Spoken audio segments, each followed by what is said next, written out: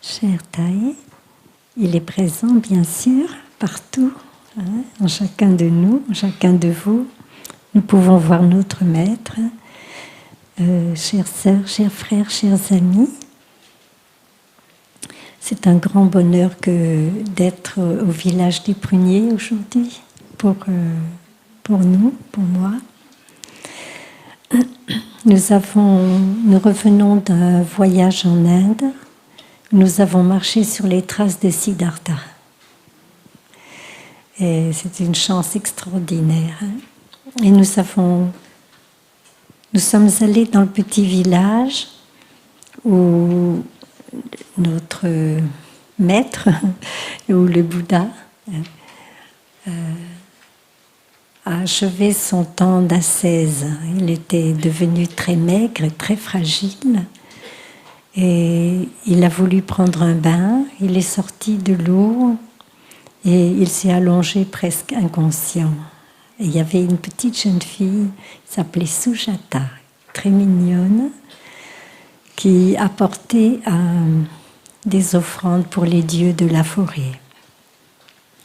Et elle a vu ce grand homme tout jeune encore, mais tout maigre, qui était dans un état très fragile, et elle a offert les offrandes. Elle lui a donné à boire du lait qu'elle avait coulé sur ses lèvres, et elle l'a aidé à se réanimer. Et le Bouddha, qui était à ce moment-là seul, parce que sa petite Sangha l'a laissé à ce moment-là en voyant qu'il buvait, qu'il mangeait, qu'il avait quitté la grande ascèse. Sa petite Sangha de 5 personnes l'a quitté. Et donc il a éprouvé un grand sentiment de solitude. Mais le Bouddha, il a une capacité extraordinaire. Il aime être entouré d'êtres qui nous ressemblent. Vous êtes aussi beau que ce bouquet de fleurs, différents et épanouis. Et il a été entouré très rapidement par des enfants. Et il était donc le maître de toute une série de jeunes enfants. Et nous sommes allés dans le petit village. Et j'ai demandé au Bouddha, cher Bouddha, j'aimerais bien rencontrer Svasti, le jeune bouvier. J'aimerais bien rencontrer Sujata et la petite Bhima. Alors pour ceux qui ont lu sur les traces de Siddhartha, ça vous parle. Et j'ai eu le bonheur de visiter ce village avec un jeune homme qui avait 13 ans et qui était très déterminé, très présent à tout ce qu'il vivait. Et j'ai retrouvé en fait la petite Sangha, la première petite Sangha du Bouddha après son éveil. Ils étaient là et nous avons visité le village et ce jeune garçon expliquait aux enfants qui étaient à côté, vous ne deviez pas mendier. Il ne faut pas mendier. Il faut apprendre, il faut aller voir les professeurs, il faut apprendre et devenir des êtres qui pourraient vous tenir sur vos jambes sans attendre l'argent des autres personnes. J'avais retrouvé Svasti. Donc, lorsque le Bouddha a pu trouver l'éveil, la première chose dont il a rêvé, c'était de transmettre ce qu'il avait découvert. Puisqu'il avait découvert que chacun d'entre nous portait en lui la graine, vous savez les petites graines qu'on a vues hier sur le dessin et avant-hier aussi. la graine de l'éveil, la capacité de devenir un être pleinement éveillé. Et quand on a trouvé ce trésor, on n'a pas du tout envie de le garder pour soi tout seul. On n'a qu'une envie, c'est partager. Et ça se met en route dans notre cœur. Donc, lorsqu'on a rencontré l'enseignement et que cet enseignement nous a touchés profondément, que ça a commencé à modifier notre façon de voir dans le sens le plus beau, il y a quelque chose qui naît, une volition neuve. La volition, notre sœur nous en a parlé tout à l'heure, transmettre. Transmettre la beauté, transmettre ce qui est la substance même de notre vie, c'est-à-dire la compréhension et l'amour. On a tous cette soif. Et les petits, les jeunes, les moins jeunes qui vous entourent, qui nous entourent, sont tous des personnes assoiffées de cette substance délicieuse, la compréhension, être compris et être aimé comme on est, dans ce qu'on est. Et lorsque le Bouddha a été éveillé, il a partagé le miracle de cette compréhension avec les tout petits qui l'entouraient, avec Svasti qui lui coupait de l'herbe kusha tous les jours pour lui faire un coussin, pour qu'il s'asseye, puisqu'il n'avait rien d'autre, il n'avait pas d'argent. Avec Sujata qui continue à l'apporter tous les jours, du riz, et puis du lait, et puis quelque chose d'un peu sucré qu'il partage avec les enfants. Et puis avec les autres petits-enfants du village qui venaient. C'est sa première sangha, d'être éveillé. Il s'est tourné vers les enfants. Et nous sommes tous des êtres en devenir, des êtres éveillés en devenir. Et vous avez tous autour de vous des jeunes, des très jeunes, et des enfants aussi. Et au bout d'un moment, au bout de quelques semaines, le Bouddha a pensé maintenant, il faut que je transporte que j'offre cet enseignement, que je retrouve les maîtres qui m'ont guidé, qui m'ont éveillé, qui m'ont donné tout ce qu'ils connaissaient, tout ce qu'ils pouvaient m'offrir. Il faut que je restitue quelque chose de cela. J'ai découvert quelque chose de merveilleux. Donc je vais aller voir mes maîtres et puis je vais leur transmettre. Et sur le chemin, le Bouddha a appris que les deux maîtres essentiels qui l'avaient si bien nourri, si bien aidé, étaient décédés. Il était triste, mais il a pensé à ses 5 amis qui lui avaient dit que ils avaient trahi, il l'avait trahi puisqu'ils ne suivaient plus le même chemin d'ascèse.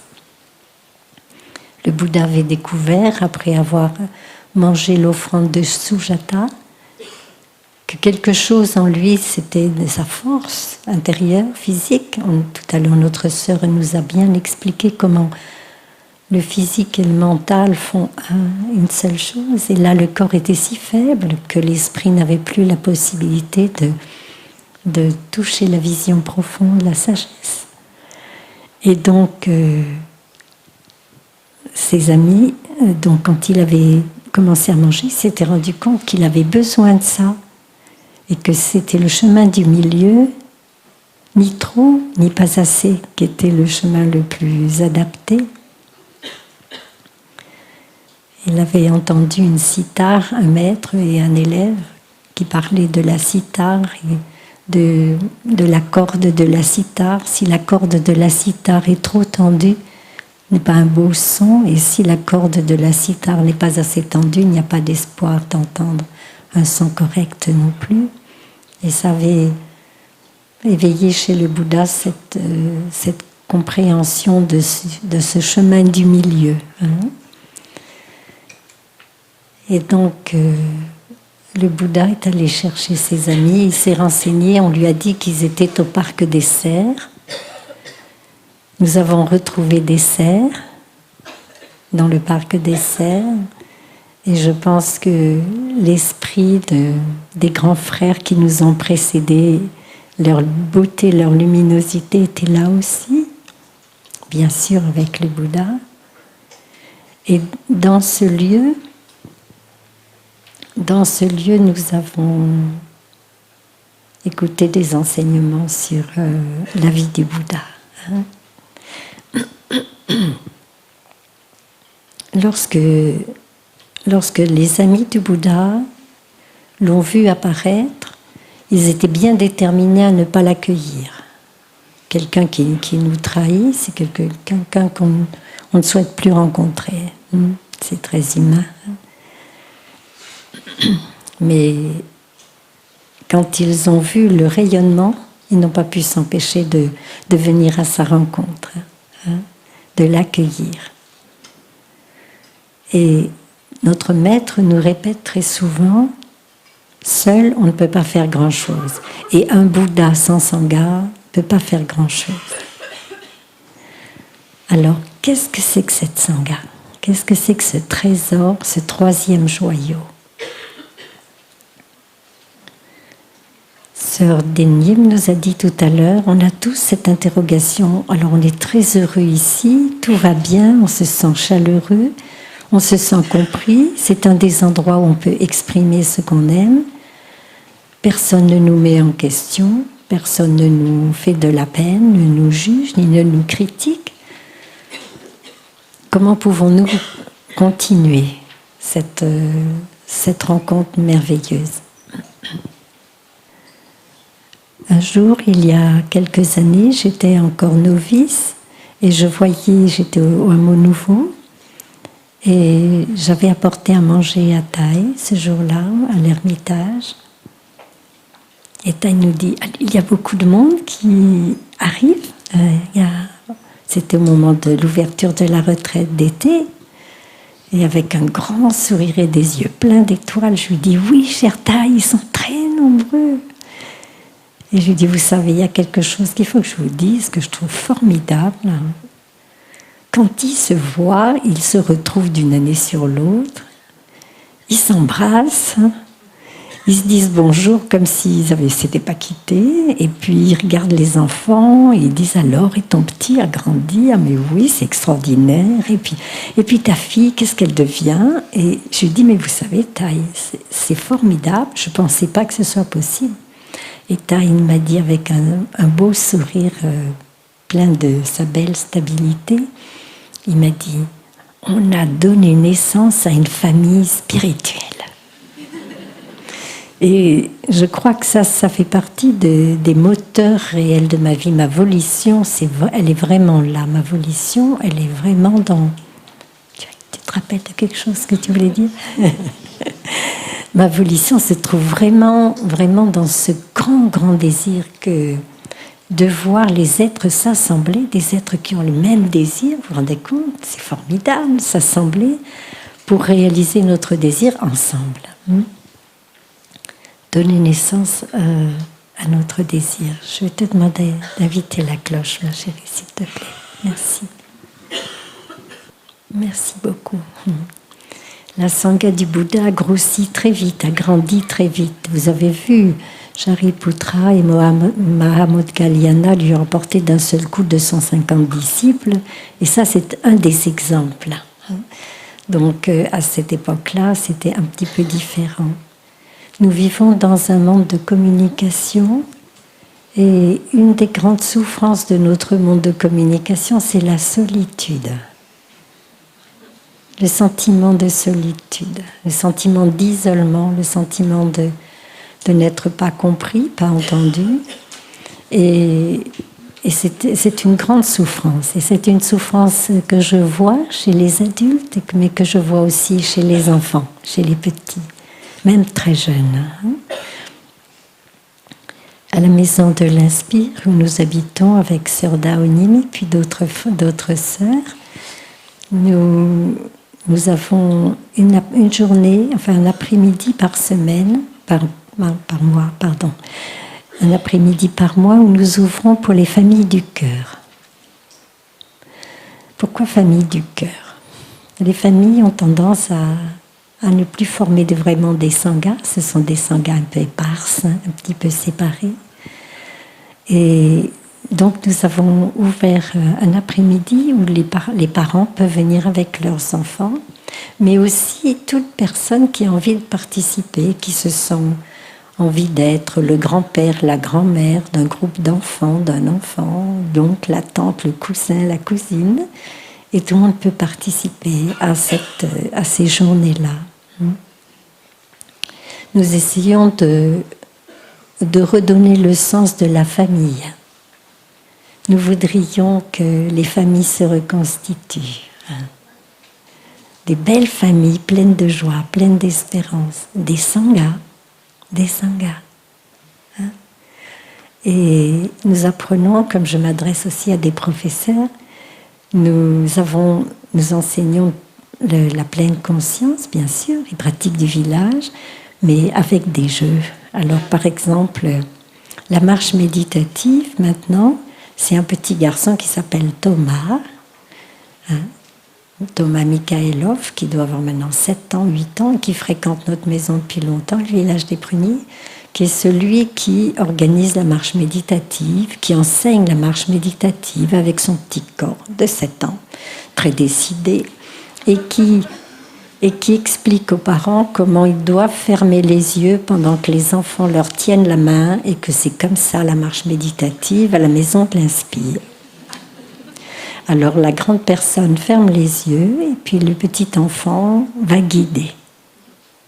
Et on garde les yeux fermés et on change quelque chose.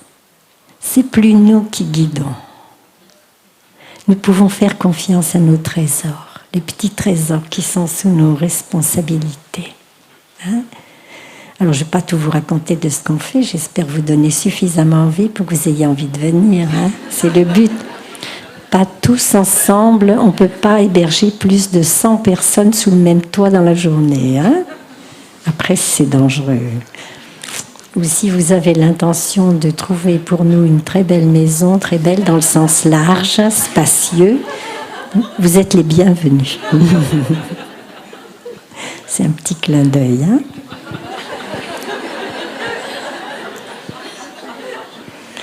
À Noël, non, c'est pas Noël, le jour de l'an, nous étions 100 personnes.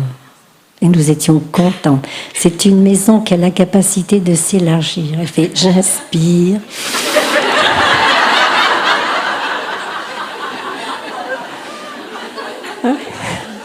Et il y avait des conversations passionnantes, tout à fait dharmiques, dans les couloirs, sur les escaliers, partout. Ne le répétez pas, surtout, parce que c'est... c'est un peu étroit. Voilà, nous bâtissons ensemble une sangha, nous bâtissons des sanghas. Et nos communautés, aussi bien la communauté du village des Pruniers que toutes les autres communautés, nous vivons comme les 4 communautés. Nous sommes 3 parce que 3 communautés, les sœurs, les amis laïcs messieurs et les amis laïcs dames. Ici, il peut y avoir les 4 dans le village des Pruniers. Nous n'avons pas de lieu pour accueillir nos frères encore. Et le Bouddha tenait beaucoup à donner naissance au Sangha laïque. Sangha, c'est un groupe de personnes qui partagent les mêmes expériences, le même désir, la même grande aspiration et qui se réunissent. Les réunions peuvent se faire suivant vos capacités et ça peut se faire. Ne pensez surtout pas que donner naissance à une sangha soit quelque chose de bien compliqué. Du temps du Bouddha, il y avait Anathapindika. Ça, c'est mon ami de toujours. Dès que j'en ai entendu parler, j'ai eu un grand mouvement de cœur pour lui. Et il avait... Ça va, on a un oiseau dans la pièce. Et Anathapindika était capable de soulever l'enthousiasme des personnes et l'intérêt des personnes autour de lui pour donner naissance à des sanghas. Et le Bouddha s'est beaucoup intéressé aux membres qui étaient laïcs, aussi bien les messieurs que les dames, et il leur donnait de très beaux enseignements.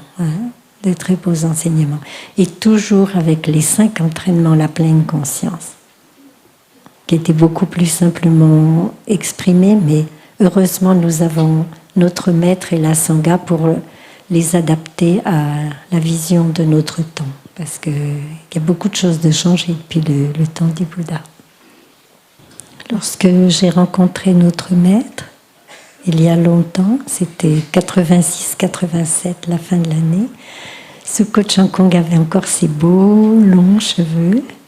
Sœur Annabelle aussi avait des beaux cheveux comme ça. Et c'était très joyeux. Et quand je suis partie du village, je me suis dit, mais comment je vais faire?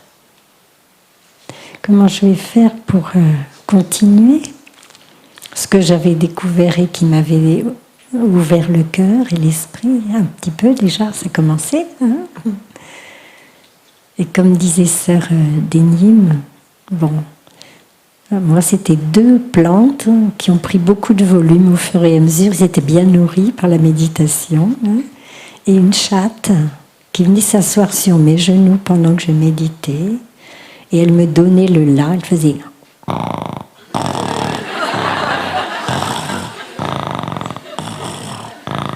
Et ça voulait dire, Sœur Elisabeth, tu dois respirer, n'oublie pas.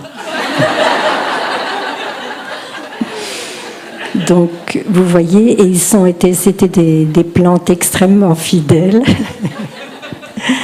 Elles ont médité avec moi jusqu'à ce que je quitte la maison, et une autre chatte également. Hein. Donc, vous n'avez pas besoin de croire qu'il vous faut une sangha d'être humain immédiatement là, près de vous. Elles m'ont soutenu beaucoup, beaucoup. Ce qui m'a soutenu aussi et qui a donné naissance à la sangha de Saint-Étienne, pour certaines personnes vous avez peut-être connu, c'était le fait que chaque fois que je m'asseyais, j'étais tellement enthousiaste d'avoir trouvé ces 3 joyaux, je me disais, la première personne qui frappe à ma porte en me disant « Mais qu'est-ce que tu as trouvé? Tu as changé, tu as le sourire, tu as l'air joyeuse », je lui donnerai. Alors faites attention d'avoir une maison suffisamment grande, parce que au bout de peu de temps, il y avait déjà 30 personnes qui venaient, sans qu'on ait cherché à exprimer ça à l'extérieur. Comme disait Sœur Denim tout à l'heure, notre propre pratique est comme quelque chose qui a une lumière, hein, qui va attirer, qui va donner envie, qui a bon goût et qui donne envie. Alors je suis comme ça. Comme ma grande sœur, j'enseigne bien, mais je ne suis pas toujours à la hauteur à l'intérieur. Alors écoutez bien ce que je vous dis. Hein. Surtout en ce moment, ne me regardez pas marcher, je me suis fait une entorse. Alors pour la marche méditative, c'est pas encore parfait. Voilà. Mais comment faire, hein? Comment faire?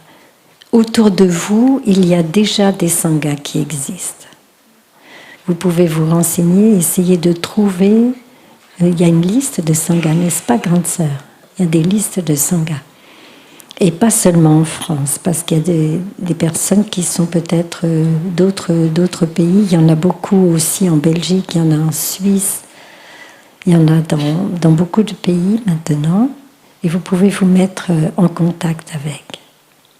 N'hésitez pas à ouvrir votre porte pour recevoir quelqu'un avec qui vous voudriez partager 1 heure, 2 heures, 3 heures par semaine ou plus. Hein, on commence comme ça. J'ai un ami qui s'appelle Yannick Guimpi, frère Yannick. Et il venait, on travaillait dans le jardin, il ramassait les feuilles avec moi. Sur la respiration. C'était tout. C'était nos après-midi de pleine conscience. Et puis après, il y avait la marche méditative, et puis il y avait le goûter en silence, etc. Que ce soit joyeux. Par rapport à nos familles, quand nous rentrons chez nous, dans nos familles, c'est pas toujours compris ce que nous voulons vivre. Surtout, n'imposons pas nos idées, surtout n'imposons pas notre façon de vivre. Hein? Parce que si on trouve un trésor, mais qu'on cherche à l'imposer autour de soi, quelquefois ça provoque des réactions complètement contraires. Hein? Alors, je n'ai pas proposé à nos enfants de pratiquer l'assise méditative, mais quand je la pratiquais et qu'elle travaillait à côté, ils trouvaient ça super. Ça avançait beaucoup plus vite que d'habitude. Et quand notre fille révisait ses examens, elle me disait « Maman, viens vite me méditer à côté de moi, s'il te plaît. » Et elle me disait « J'ai l'esprit tellement libre que ça rend tout seul. » Alors vous voyez comment ils ont appris. C'était pas du tout quelque chose d'imposé. Hein.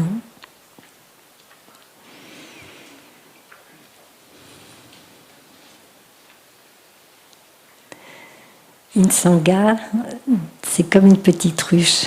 Hein. Quelques abeilles ensemble qui commencent à bâtir une petite ruche et qui transforment tout doucement le sucre, le nectar des fleurs en miel, en quelque chose de très nourrissant, de très doux. Nous avons des pratiques qui sont merveilleuses et les 5 entraînements à la pleine conscience, s'il vous plaît, n'hésitez pas à les prendre. Quand on pose la question à Thaï, chère Thaï, quand est-ce le meilleur moment pour prendre les entraînements? Il dit tout de suite. Alors si vous avez encore un doute, n'hésitez pas à venir prendre les 5 entraînements à la pleine conscience. Pour construire une sangha, le fait d'avoir des entraînements, c'est quelque chose de très important. Les 5 entraînements à la pleine conscience, en particulier en ce qui concerne la parole aimante, la parole juste, ceci va beaucoup vous aider. Vous avez des moyens de communication qui n'étaient pas les miens à ce moment-là. Vous pouvez aussi essayer, si vous êtes très éloigné, de créer des sanghas avec Skype. Alors attention, hein, je vous parle là, il faut m'écouter. Si Sœur Daouni est là, elle doit sourire. Hein, parce que Sœur Yaknim et l'Internet, c'est pas encore ça. Mais c'est en chemin, grâce à notre sœur qui m'aide bien. Donc n'hésitez pas. Décidez que l'espace n'existe pas, que l'intérêt est toujours là et qu'on peut s'asseoir ensemble de temps en temps avec Skype ou avec vous savez, c'est ces chambres virtuelles où on s'installe avec un téléphone et on communique comme ça les uns avec les autres. Pourquoi pas? Pourquoi pas? Hein? Je pense que c'est quelque chose qui doit pouvoir se faire avec facilité. Tenez-moi au courant, j'apprendrai beaucoup. Vous nous envoyez ça sur un email, hein, par exemple, pour qu'on puisse voir. Une sangha, donc je vous ai parlé beaucoup d'une sangha laïque, et puis il y a la sangha monastique. La sangha monastique, c'est un trésor aussi. Hein. Une rencontre de cœur à cœur, de personnes qui ont tout laissé, qui ont fait un saut comme ça, hein, qui ont tout laissé, pas abandonné. Attention, hein, pas abandonné. On ne vous a pas abandonné, on n'a pas abandonné nos familles, on n'a pas abandonné ceux que nous aimions. Mais on a fait un grand saut. Hein. Pourquoi ? Et on a la chance extraordinaire de se réunir et d'avoir le même goût, la même aspiration profonde. C'est parce qu'on a trouvé quelque chose qui est trop bon et on voudrait trop le partager avec le plus grand nombre de personnes. Et une sangha monastique, elle se construit tout doucement. Hein. C'est comme un jardin de fleurs. Comme un jardin de fleurs. Nous avons en commun les préceptes qui sont la base de notre vie, ce sur quoi nous relions complètement.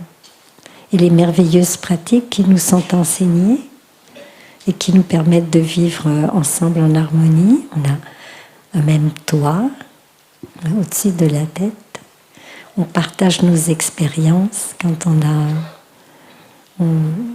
nous avons des partages du Dharma, des discussions, on partage du Dharma et nous partageons nos expériences aussi, nos expériences profondes. Nous essayons de vivre dans une grande harmonie et nous avons un outil très précieux qu'on appelle le nouveau départ et qui aide à entretenir une relation qui est très belle dans la Sangha. Nous sommes des êtres humains, donc il y a des moments où c'est pas parfait, comme vous pouvez le supposer.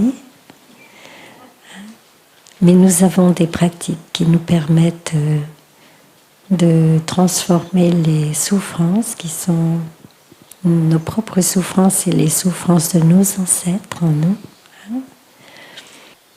par la marche méditative, par l'assise méditative, par les repas en silence, par beaucoup d'activités que nous partageons ensemble et qui nous aident à vivre ensemble, qui créent un lien entre nous, qui créent un lien. Quand vous voyez que vous faites une erreur, n'hésitez pas, même vis-à-vis de vos élèves, n'hésitez pas à le leur dire. À leur dire par exemple, « Oh, je suis désolée, je viens de m'emporter, j'aurais souhaité ne pas le faire. »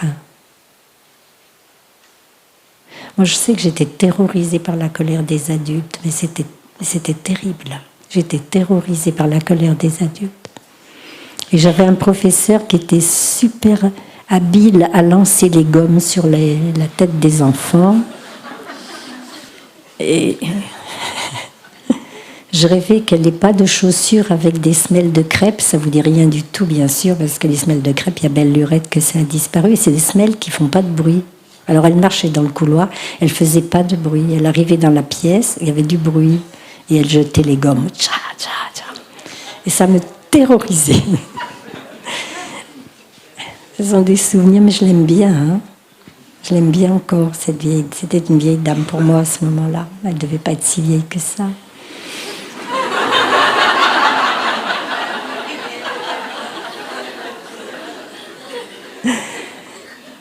Oui, je me souviens de cette dame. Oui, il faut savoir et dire à nos enfants, exprimer nos regrets à nos enfants. Savoir leur dire. Hein. Savoir leur dire, je suis désolée, mon amour, mon enfant chéri, je suis désolée. Je t'ai dit ça et je pense que ça a dû te blesser, mais je te demande pardon. Excuse-moi, pardonne-moi. Imaginez ou bien aimer pareil. On vient de laisser partir une phrase perfide. Oh là là. Et lui dire, oh je viens de me rendre compte, je viens de te dire quelque chose. C'est pas le fond de ma pensée, je te demande pardon, je n'ai pas du tout l'intention de te blesser comme ça. Vous imaginez que ça puisse changer le monde, quelque chose comme ça qui puisse changer le monde, dans notre sangha familial. Là, il y a eu le geste du maître zen qui a supprimé l'objet de l'attraction. Vous voyez ce que je veux dire? Elle a tourné l'horloge, c'est un chonim. Je ne veux pas vous entraîner trop loin, mais ça me tient à cœur. Alors je vais vous partager. Dans nos sanghas familiales, parce que c'est là, n'est-ce pas, que le retour à soi-même, pour se stabiliser, devenir un être plus beau, plus merveilleux, et puis ensuite pouvoir aller vers ceux qui nous entourent dans notre famille immédiate. Papa et maman travaillent. Tout le monde travaille dans les familles, beaucoup. Et beaucoup de stress à l'extérieur. Hein. Et les petits-enfants, nos enfants, moi je suis grand-mère, hein. Chouette. Les enfants, quand ils rentrent de classe, ils sont épuisés, ils sont fatigués, ils sont tendus, ils sont intenables. Vous savez ? Vous le savez, puisque vous les avez toute la journée, alors le soir, c'est pas l'amélioration du tout. Hein. Alors, j'ai l'idée d'un jeu, parce que moi, ça passe par le jeu. Si vous voulez me faire pratiquer le zen sagement, je ne pourrai pas. Alors, voilà comment on peut faire. On peut s'imaginer être un scaphandrier qui sort de l'eau. On a supporté la vie qui est très, très lourde et souvent intenable. On avait de quoi respirer, mais c'était juste. Et on rentre à la maison. On remonte sur le bateau. Et la maison, c'est le bateau. Est-ce qu'on va rentrer avec toutes les souffrances de dehors? Si oui, je ne sais pas combien d'heures il va falloir écoper le bateau. Écoper, ça veut dire enlever l'eau, comme ça. Alors, je vous propose un jeu que les grandes personnes fassent également, s'il vous plaît. Vous êtes un scaphandrier. Vous rentrez à la maison. Pas question de laisser le sol et la maison être inondés. Alors, on va dévisser tout ce qui est dans notre tête. Alors, on va enlever je ne sais pas comment ça s'appelle, le casque. Oui, la partie qui couvre la tête. Et ça prend du temps parce qu'il y a des boulons tout autour. Alors, on dévisse avec beaucoup de sagesse, on dévisse tous les... Et chaque fois, c'est... Ça, je ne veux pas le garder dans mon esprit, ça ne me sert à rien du tout. Cette personne était déplaisante, mais elle était mal vissée ce jour-là.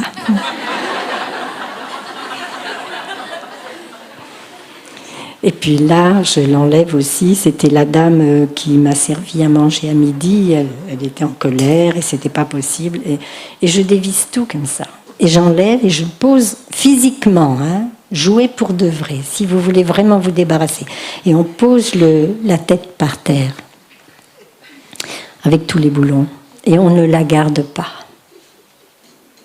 Et puis on enlève les manches. C'est-à-dire toutes ces choses qu'on aurait voulu faire et qu'on ne peut pas faire, qu'on n'a pas pu faire, qu'on n'a pas pu réaliser.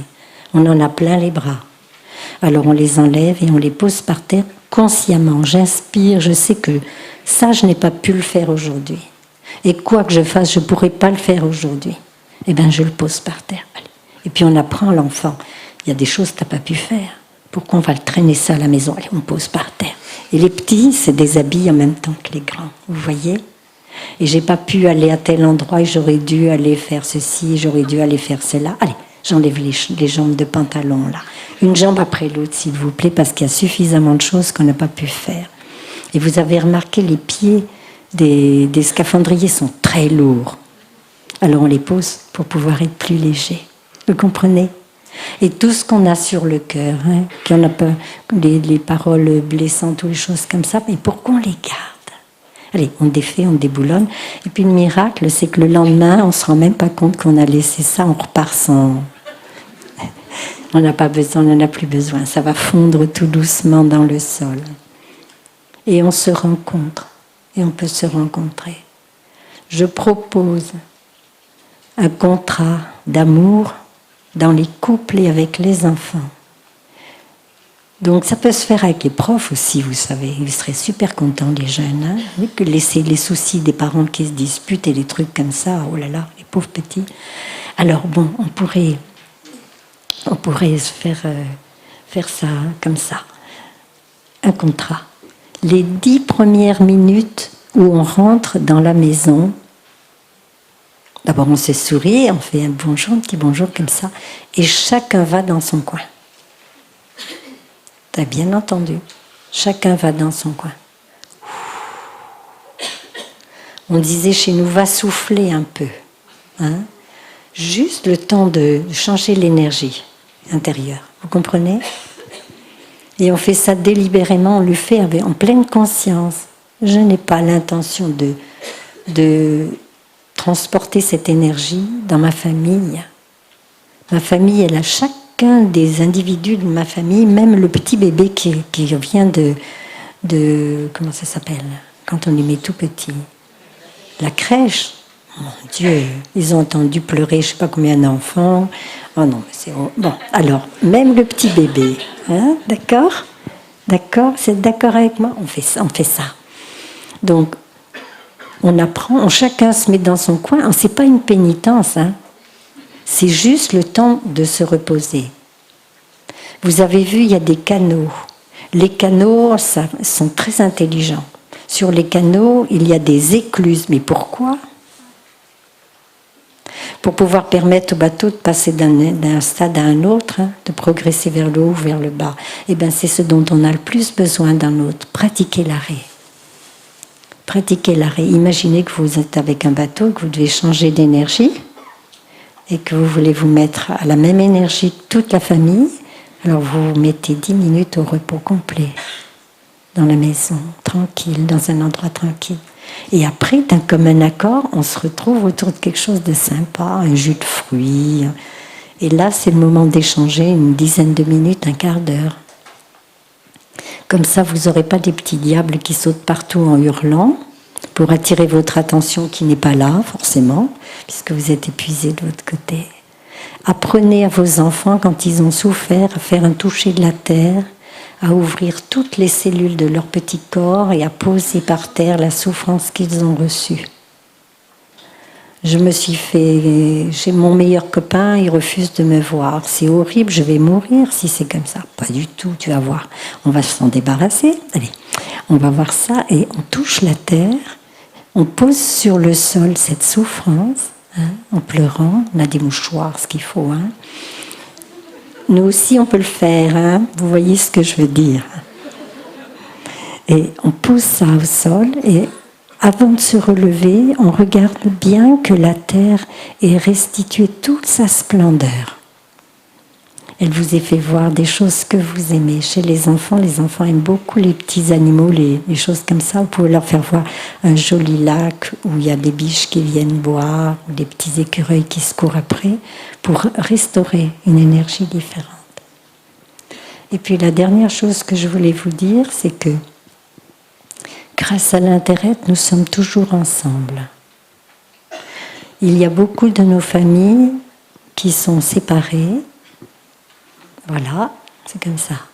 Beaucoup de nos familles qui sont séparées. Je suis moi-même divorcée, enfant divorcée, je sais de quoi je parle. Donc il n'y a pas de jugement, surtout n'écoutez pas ça avec une oreille de jugement. Les enfants ont besoin de ne pas être séparés de leurs parents.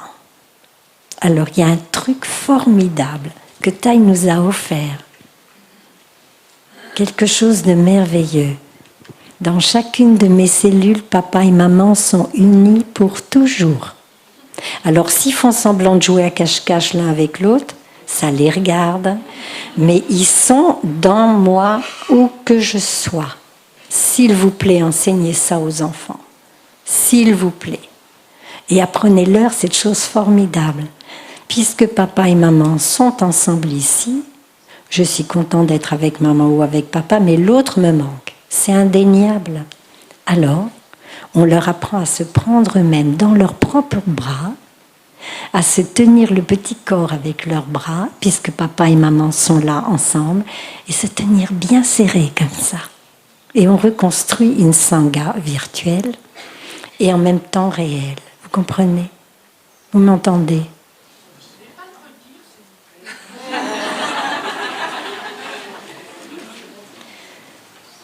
Oh là là, parce que notre sœur Chumnim a enlevé l'horloge, mais la plus grosse, elle est juste devant moi.